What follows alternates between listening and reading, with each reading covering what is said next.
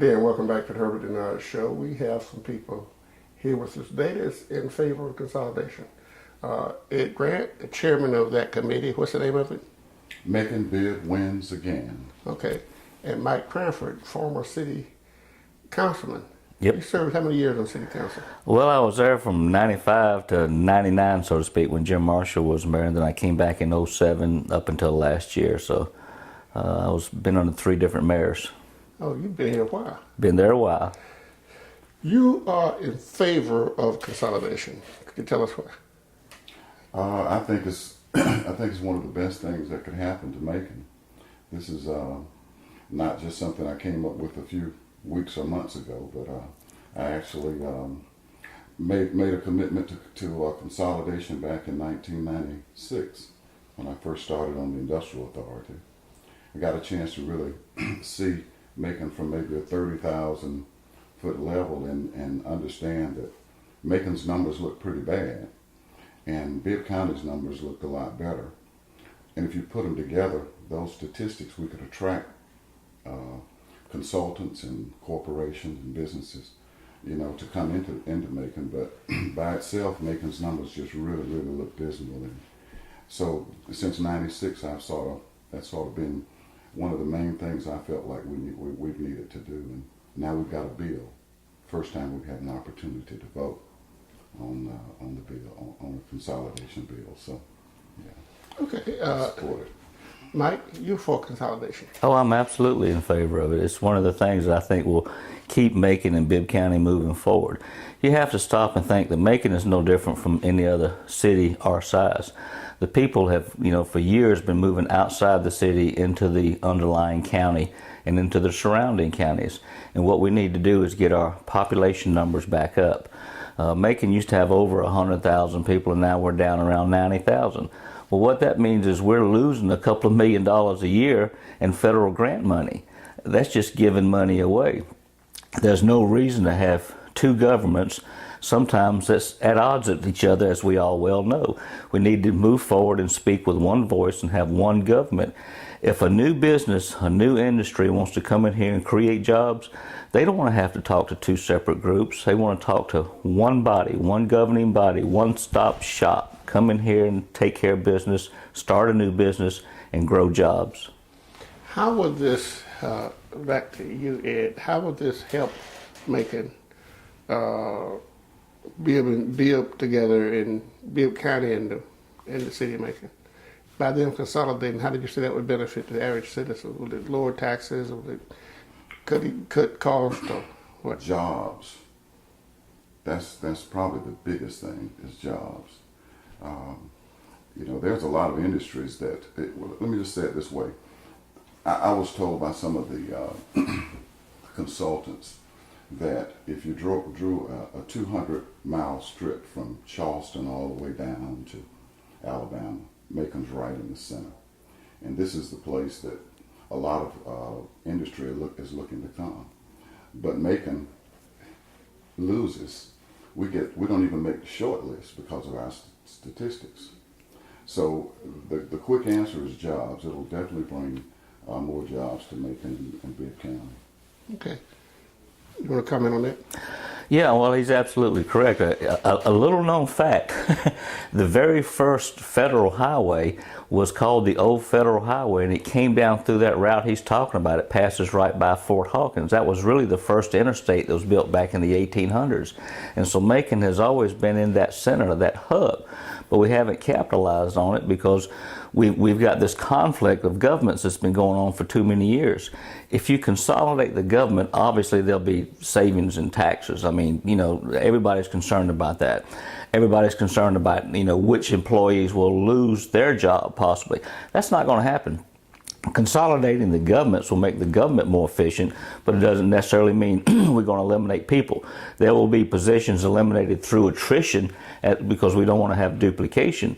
But you stop and think about it, this will give the Sheriff's Department and the Macon Police Department a chance to unify and work together. There's been occasions in our community where Macon had a drug task force and Bibb County had a drug task force, and they conducted a raid on the same house, and one comes in the front door and one comes in the back door because they didn't know what each other was doing. That's just, that's a simple example of inefficiency when you have two police agencies like that. So the combination of the two police agencies will certainly help that agency run more efficiently. And Herbert, can I just add that, we're competing and have been for quite some time with Augusta, Columbus, Jacksonville. All of these are our competitors. They're eating our lunch. I mean, all the way up to Charleston, Greenville, Nashville, they're eating our lunch. You look to the north, to the south, even all the counties around Bibb are doing better than Bibb. And we have the best resources than any of these other communities. We got the biggest rail system, interstate highways, close to the airport, close to the port in Savannah. We've got all the infrastructure necessary to bring in these industries, but when they look at our numbers and look at the political climate of Macon and Bibb County, they shake their head.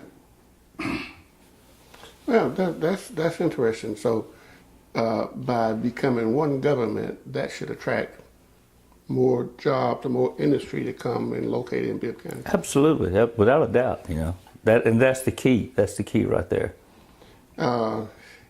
And do you know if has this helped the other consolidated governments, like you got Columbus, you got Athens, Clark, I think it is, and Augusta. Columbus probably the best one to pick is because they've been around, they've been consolidated, I don't know, what, 20, 30 years? Something like that, yeah. Has that, do you know if that helped their business for attracting businesses, for attracting business? They're beating Macon. That's all I can tell you. They're beating us. So that's the short answer. They're beating us. So it has to be a sign that it works. So, what about the idea of a sheriff being a chief law enforcement officer rather than an elected, not an appointed chief of police? Well, as an attorney, I'm real familiar with the law enforcement and how it operates, so to speak, and I don't have a problem with that. I mean, the sheriff is a constitutional officer. We've got to have a sheriff. That's the state constitution demands that, as it were. And so instead of having a sheriff who's going to run one function and then the chief of police is going to run a separate function, you still have a divide. You might as well have everything under one roof. A lot of people say, well, is the sheriff going to take care of the city? Well, the sheriff always has chief deputies, okay? And I can envision the possibility of having a chief deputy of urban enforcement. In other words, you have one deputy that has a squad of officers, of deputies that are designated for the downtown area. And he will know how to allocate that manpower and allocate the funds and the resources to do that. So what's the difference between having a sheriff and a chief of police, two separate entities again, but just having one sheriff with a chief deputy assigned to urban enforcement? And Herbert, I'll just make a small comment on that. There is a good check and balance system here for that. And that check and balance system is the sheriff who's elected and the mayor who's elected. The sheriff is going to balance with the mayor, and the mayor is going to balance with the sheriff. And that should work out then. So the efficiency part of it is the thing that you believe will be more instrumental and more helpful to the citizens of Bibb County. Well, you look at purchasing, okay? The city and the county do their purchasing separately. If that purchasing was combined, we could obviously take advantage of that and get more discounts and be more efficient as far as purchasing is concerned. Allocation of resources such as cars and equipment and things like this, we wouldn't have that duplication. So all of those things would come to fruition with consolidation. Let me just ask, this is just something that hit my mind. Right now you have the county commissioners meeting the courthouse and the city council meeting City Hall. Yeah. What would happen? All of them meeting City Hall? I mean, since they abolished the county commissioners. Well, that's for the new government to decide. They can meet out in the middle of the Cherry Street if they wanted to.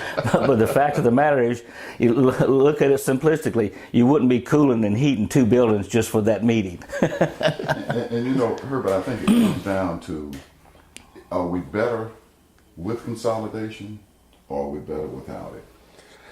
I read somewhere that Macon-Bibb County has voted on consolidation 4 or 5 times. We've never voted on consolidation. We've had at least 5 groups, though, that have studied consolidation, but because of the delegation has never brought us a bill. This is the first time. You get to vote every 4 years for mayor, county commissioner. We're only going to have one chance. And this is over 40 years to consolidate. That's on July 31st. And I think people should vote yes. I am so grateful for this delegation to bring us this bill. I mean, this is the first time in history that I can remember that we've had our entire delegation from Atlanta unify and bring us a bill, agree on everything. Every one of them is in agreement that this is a proper bill to bring to vote on. And that in and of itself should show us that we're moving forward. We're forgetting the past history of them and us and Democrat and Republic. I mean, we've got a unified bill here.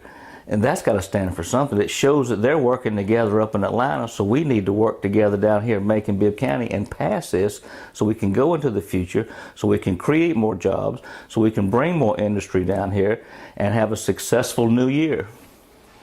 Well, if this bill passed, when will it go into effect? 2014. Oh, so we're talking about a long ways off. I mean, it's about 2 years. Yeah. Mm-hmm. It's not going to go into effect in November. Oh no.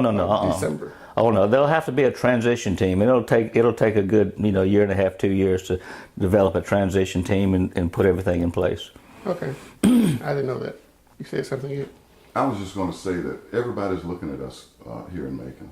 Atlanta's looking at us, Augusta, Columbus, Jacksonville, and they want to know what the word's been said, Macon's sort of getting itself together. Macon's getting themselves together. And if we don't pass this bill, we're not going to look very good in their eyes. So, I would hate for us to be embarrassed after the delegation has brought us this bill that we've been asking for 40 years, and then we don't pass it. Last comment. Well, my last comment is that this is the one opportunity that Bibb County and the city of Macon have to finally get together, to finally pass this consolidation bill and start a new government. The bottom line is, if you were going to create a new city and a new county, would you create a government like this, or would you create a consolidated government? And their answer is simple. You would create a consolidated government. We've been doing it the old way since the dawn of time. It's time to change. It's time to pass consolidation. It's time to move forward into the 21st century. Appreciate the two of you stopping by. Thank you. Herbert. Always enjoyed I it. want you guys back again before the election. Oh, yeah, absolutely. Coming up when the election is coming up, I want one of you or two of you to be on the same city council. We're a team. We're consolidated.